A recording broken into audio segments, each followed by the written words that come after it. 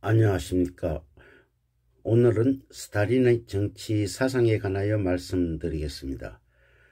스탈린의 혁명적 사고력은 좌익 반대파의 선멸과 동시에 산업화의 박차를 가할 필요성을 인식하면서 경제적 필요성보다 정치적 기회주의를 우선시하는 사상을 가지고 있었습니다.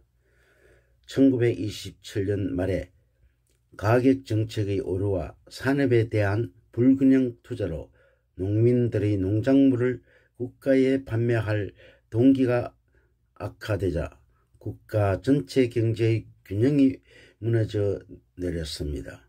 그는 극단적인 정책을 도입할 정치적 계산으로 시간을 보냈지만 경제에 대한 전문성이 없어 정치적으로 정해진 틀에 경제를 끼워 맞출 수 있다는 생각과 믿음을 가지고 있었습니다. 그는 파괴적인 파격성을 최대한 끌어올리고 온건파를 약화시키면서 극단적인 정책을 통해 급진적으로 동원하는 레닌의 혁명 전략을 채택하였습니다. 그의 분파적 승리의 요인은 정적들의 실책도 있었지만 단연간 권력투쟁의 풍부한 경험을 능숙하게 활용하여 잠재적 지지자나 부동층을 합리적으로 포섭하고 반대파에게는 무자비하게 숙청을 하였습니다. 그의 분파의 승리의 결과는 대약진 정책으로 계급전쟁과 혁명정신을 경제 영역에 주입시켜 산업기획이나 제조업에 대한 자본 투자에 있어서는 객관적인 한계가 없었습니다.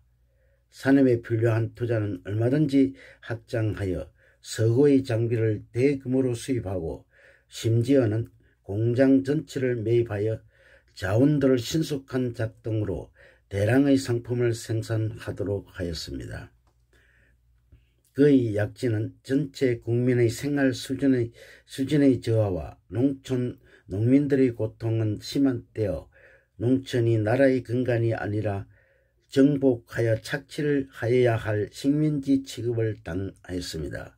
그러므로 해서 농민들의 경제적 동기를 박탈당하여 매년 생산량의 급속히 하락을 하자 곡물 징수에 무자비한 방식으로 조치를 하게 되자 정치적으로 위기에 직면하여 정치적 악순환에 벗어날 수가 없게 되었습니다. 그는 이 기회를 놓치지 않고 우파와 정치 투쟁을 하면서 다양한 극좌파적인 파괴적 정책에 대하여 자신의 논리를 펼치면서 지위를 상승시켜 나갔습니다. 그의 정책의 변화는 농민의 토지를 몰수하고 농민은 국가가 경영하는 농기업체의 노동자로 바뀌게 하는 정책을 펼쳤습니다. 그의 정책의 변화는 집단화 방식은 대규모의 농민을 집단 농장으로 강제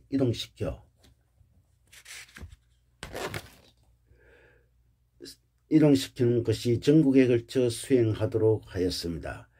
그는 근자에 오른 이후에도 붉은 군대의 승리로 히틀러를 굴복시키고 일본과 개전함에 있어서 미국과 소련의 장기적인 우호 관계를 맺으면서 대일전의 원조를 받을 기대를 하였던 것입니다. 그의 많은 정치적 전략은 실제 또는 상상의 부역자에 대한 보복은 양날의 칼날이었으며 전쟁에서 극단적 폭력을 겪은 부역자에 대한 복수욕으로 군의 만행을 낳도록 하였습니다. 그의 영웅적인 행동은 책임과 공감, 품위를 얻는 반면에 범죄와 원한이 쌓이는 것으로 공존하였습니다. 전체주의 정권이 그렇듯이 그의 독재 체제는 사회를 동원 상태로 유지하면서 외부에 대한 불만을 딴 곳으로 돌림으로써 정치적 목적을 이루는 정치 사상을 가지고 있었습니다. 예를 들면 반유대주의의 확산으로 유대인이 사회적으로 낙인 찍히기에 가장 편리한 포적이 되도록 하였습니다. 그의 정치 권력이 난공불락의 정점에 있을 때에는 권력을 향한 정치 투쟁을 멈추지 않았으며 부하들도 그다지 신뢰하지 않고 의심을 하였습니다. 그러나 그의 마지막 권력 투쟁의 중요한 변수는 건강 악화였지만 부하들에게 권한을 나눠주어 업무량을 줄이거나 직무를 포기하지 않고 통제의 고삐를 한 번도 놓지 않고 비밀 경찰 기관을 이용하였던 것입니다.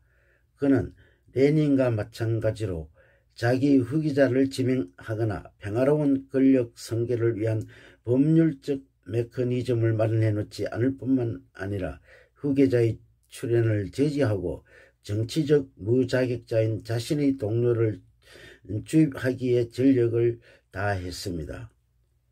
1953년 3월 2일 소련 공산당 당 중앙위원회 상임위원회 사무국의 공식 회의가 스탈린의 병세 악화로 인하여 참석하지 못한 상태에서 소집되었습니다. 이 회의에서 과거의 정치국이란 집단체제의 복귀 상태에서 스탈린을 대신할 강로회의 의장 직위를 말렌코프가 맡았으나 후계자로 승인을 받지 못하고 당 중앙위원회의 총간사직이었던 후르소프가 되었습니다. 과거 소비에트 연방공산당 통제위원, 소비에트 연방 총리, 소련 공산당 서기장을 했던 소련 최고의 권력자인 독재자인 스탈린은 1953년 3월 5일 딸 스베틀라나가 지켜보는 가운데 사망함으로써 독재자의 꿈은 허망하게